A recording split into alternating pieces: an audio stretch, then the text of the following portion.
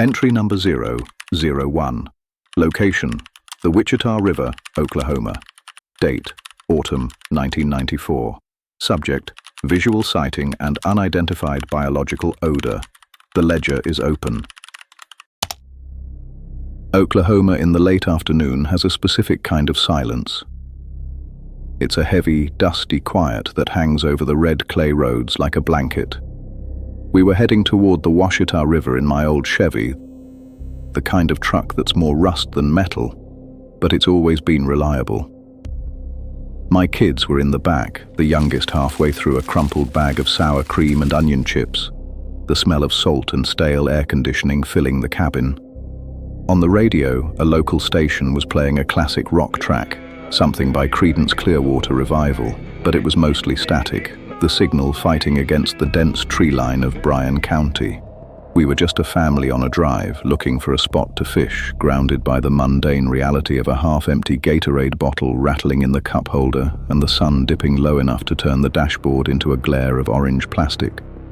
We turned onto the power line easement, a long, wide scar of cleared land cutting through the dense timber. I remember checking the rearview mirror, seeing the kids' eyes drooping. Everything was normal. It was a Friday. It was home. And then, the truck rolled to a stop at the edge of the cut, and the radio static didn't just crackle, it went dead. When the radio cut out, it wasn't like a station losing its signal. It was as if the air itself had become too thick for sound to travel. I turned the key, killing the engine, thinking maybe a belt had slipped, but the silence that rushed in to fill the space was unnatural. In Oklahoma, the woods are never truly quiet. There is always the rhythmic buzz of cicadas, the distant whistle of a hawk, or the dry rattle of wind through the blackjack oaks. But here, at the edge of the power line easement, the world had gone mute. I looked out across the cut. The tall grass, usually swaying in the prairie breeze, stood perfectly still, like a photograph. Even the kids had stopped fidgeting. My youngest sat with a chip halfway to his mouth, his eyes fixed on the tree line. It felt as though the entire world had taken a deep breath and was holding it, waiting for the shadow at the edge of the clearing to make the first move. Then it stepped out. It didn't emerge from the brush like a deer or a coyote.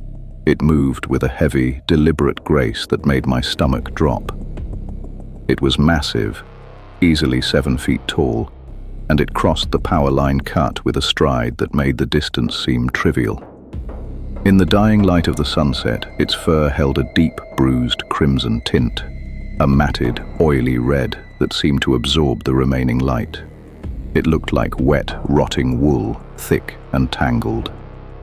I could see the sheer musculature beneath that coat, and the way the dry earth seemed to groan under its weight. The smell hit us a second later, a thick, metallic musk, the scent of copper and old wet earth. This wasn't a ghost. It was an apex predator, a living, breathing mistake of nature, and we were sitting in a stalled truck right in its path.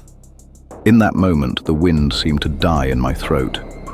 I had meant to scream to scare it off, but what came out was a fragile, broken sound. The creature didn't flinch. It simply turned. It looked at me. Not just at me, it seemed to look right into me, into my soul. My skin prickled as every hair on my body stood on end. My heart thumped, then seemed to go still. I couldn't breathe. I couldn't move. I couldn't think. The normal world, the truck, the river, the dusty road, all of it dissolved. I could only feel, and what I felt was unearthly terror. It was the gaze of something that didn't belong in my world, yet there it stood, its crimson fur glowing like a warning I was too late to heed. As quickly as the connection had formed, it broke. The creature turned its head back toward the tree line and melted into the shadows of the blackjack oaks. It didn't run. It simply ceased to be visible, as if the darkness itself had opened up to swallow it whole. The sound returned all at once. The cicadas, the wind, the distant hum of the highway. My heart restarted with a painful jolt, and I fumbled for the keys. The engine roared to life on the first turn, a beautiful mechanical scream that shattered the lingering dread. We didn't go fishing that day. I drove home in a silence so thick it felt like the truck was underwater. That night, and every night since, I found myself checking the locks on the doors twice, then 3 times. Because once you've been looked at by something like that, you realize the walls of your house are just an illusion. You realize that out there, in the red dirt and the deep timber, there are things that don't just watch us, they know us. Entry number 002. Location, the High Sierras, California. Date, October 1971. Subject, non-human vocalizations and group intimidation. Proceed with caution.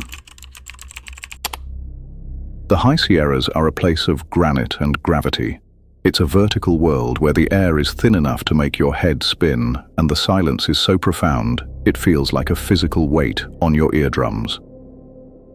In the autumn of 1971, a group of seasoned hunters led by Al Berry and Ron Moorhead trekked 8 miles into the backcountry to a remote spot they called the Meadow. They weren't there for ghost stories. They were there for deer.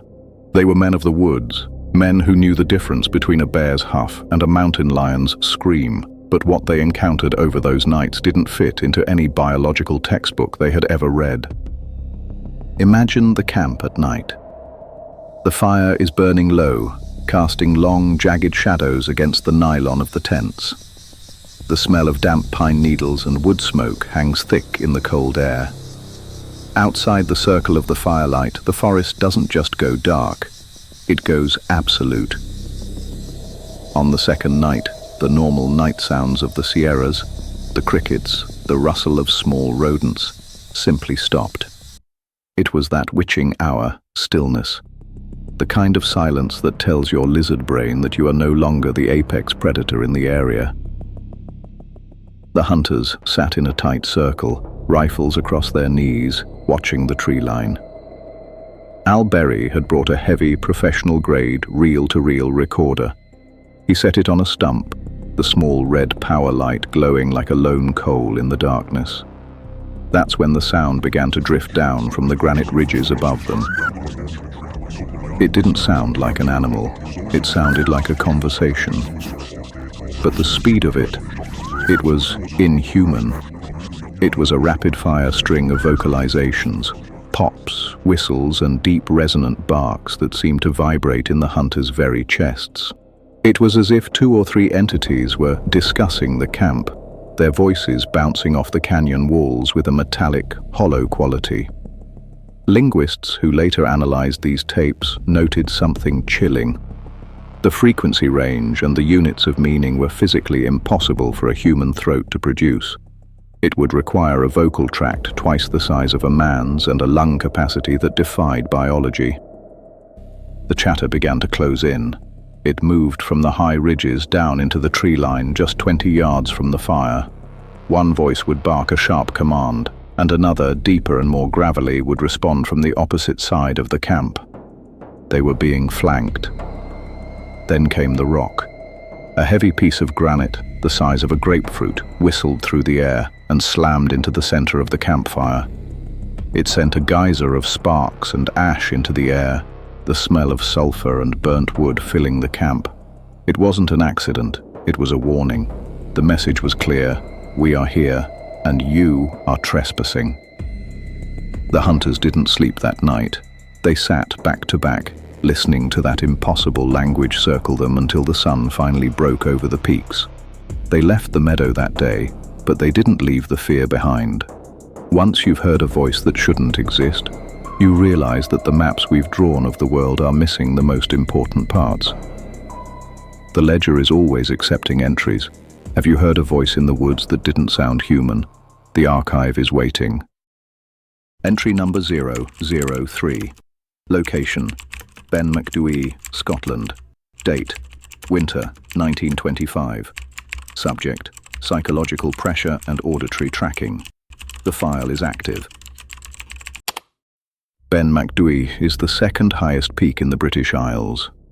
It is a massive, desolate plateau of granite and ice. In the winter, the Cairngorm mist doesn't just roll in, it swallows the world. It turns the landscape into a featureless grey void where sound plays tricks on you and the wind screams like a living thing. In 1925, Professor Norman Colley, a world-renowned climber and scientist, stood before the Alpine Club in London.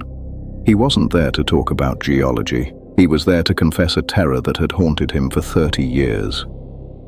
Imagine being at 4,000 feet. The air is so cold it stings your lungs. Every breath comes out as a thick plume of silver vapor. You are alone, miles from the nearest cottage, hours from help. Professor Colley was a man of logic. He didn't believe in ghosts. But as he descended from the summit in a blinding fog, the mountain began to speak. He began to feel a sensation that many hikers have since reported, a sudden, overwhelming pressure in the air, a feeling not of being watched, but of being hunted. It started with a sound, crunch. Colley took a step. He heard the gravel shift under his own boot, but then a split second later came a second sound, thud. It was heavy, deliberate. It sounded like something immense was walking behind him, but with a stride 3 times the length of a human's. Colley stopped. The sound stopped. He began to walk faster. Thud, thud, thud. The grey man, the Amphir Liath Moor, wasn't running. It was pacing him. It was a rhythmic, heavy vibration that Colley felt in the marrow of his bones more than he heard with his ears. This isn't just the fear of being followed. It is a primal, crushing sense of being hated. There is an aura on Ben Macdui that defies explanation. Witnesses describe a sudden, irresistible urge to run blindly, to fling themselves off the cliffs of Lurcher's Crag just to escape the feeling of the thing behind them. Colley, a man of iron nerves, eventually broke. He ran. He ran for miles through the rocks and the mist, never looking back, fueled by a terror that defied his scientific mind. He later said, "There is something very queer about the top of Ben Macdui, and I will not go back there again." Since Colley's confession, dozens of others have reported the same thing. Some see a 10-foot-tall shadow in the mist. Others only hear the footsteps. But all of them describe the same metallic feeling, a heaviness in the air that signals you are in the presence of something ancient. Have you felt the weight of something unseen on a lonely trail? Tell your story. Stay for the truth or the nightmare.